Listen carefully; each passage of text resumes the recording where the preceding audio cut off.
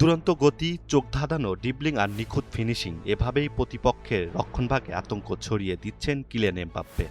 সেই ধারাবাহিকতায় এবার বিশ্বকাপের ইতিহাসও গড়লেন নতুন মাইলফলক। কোয়ার্টার ফাইনালে মরক্কোর বিপক্ষে ২-০ গোলের জয়ে ফ্রান্সকে প্রথম লিড এনে দেন এমবাপ্পে। সেই গোলেই বিশ্বকাপের তার মোট গোল সংখ্যা দাঁড়ায় ২০-এ। ফলে টুর্নামেন্টের সর্বকালের অন্যতম সফল গোলদাতাদের তালিকায় আরও উপরে উঠে গেলেন তিনি। গোলের সংখ্যায় এমবাপ্পে ইতিমধ্যে ছাড়িয়ে গেছেন ফুটবল ইতিহাসের একাধিক কিংবদন্তিকে। এখন বিশ্বকাপের সর্বোচ্চ গোলদাতার তালিকায় তার সামনে রয়েছেন শুধু মেসি। বসুন্ধরা টিস্যু, অশুদ্ধতার বিরুদ্ধে এক বিন্দুও ছাড় নয়। আর্জেন্টিনার মহাতারকার চেয়ে মাত্র ১ গোল পিছিয়ে আছেন ফরাসি এই তারকা।